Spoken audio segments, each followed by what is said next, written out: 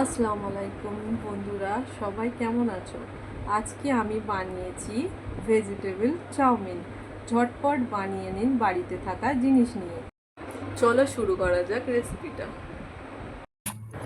Gas জ্বালিয়ে একটা পাত্রে জল দিয়ে কিছুটা লবণ, রিফাইন অয়েল ফুটিয়ে চাউমিনটা দিয়ে দিতে হবে। এখানে আমি নিয়ে নিলাম একটা টমেটো, একটা পেঁয়াজ, দুপুতি রসুন, একটা শিমলা মির্চ, একটা কাঁচা লঙ্কা। সবজিগুলো ধুয়ে নিলাম। তারপরে টমেটোটা একটা কিউব কিউব ভাবে কেটে নিলাম। তারপরে একটা পাত্রে তুলে নিলাম।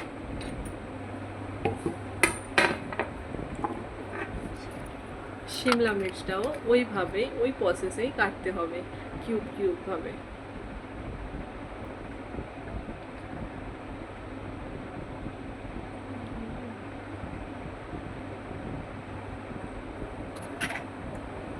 ওই পাত্রেতেই রেখে দিলাম।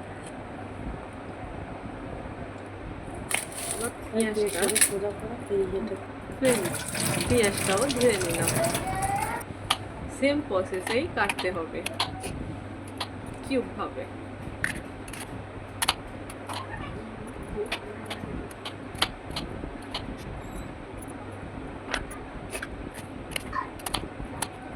তারপরে কাঁচা লঙ্কাটাও কেটে নিতে হবে।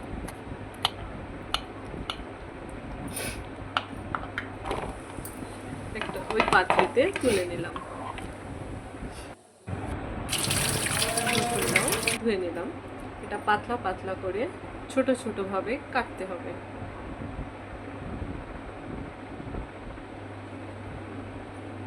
ওই পাত্রেই এটাও তুলে নিলাম।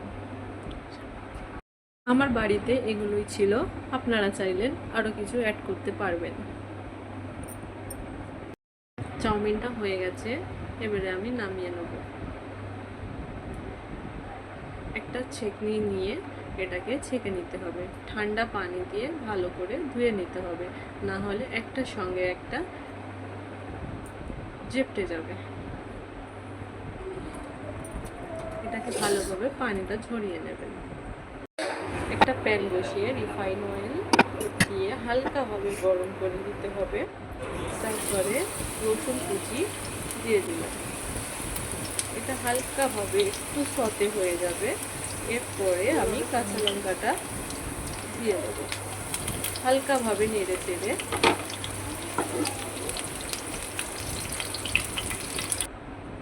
ঝালজন দিয়ে দেব। এটাও হালকাভাবে নেড়ে নিতে হবে। পেঁয়াজ কুচিটা দিলাম, এটাও নেড়ে চেড়ে নিতে হবে। হালকা হালকা যখন একটু সতে হয়ে আসবে, তারপরে অরিগ্যানো, এটাও নেড়ে চেড়ে শিমলা মির্চ কাটা দিয়ে দিলাম।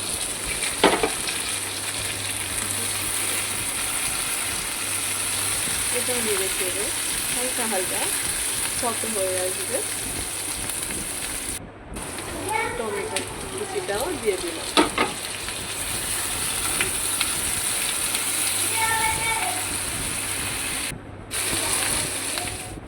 এরপর ম্যাগি মশলা দিলাম। ম্যাগি মশলাটা দেওয়ার পরে এটাও হালকাভাবে নেড়ে চেড়ে নিতে হবে। এটা আমার কাছে ছিল চিলি সস, টমেটো সস দিয়ে দিলাম। এটাকেও নেড়ে নিতে হবে।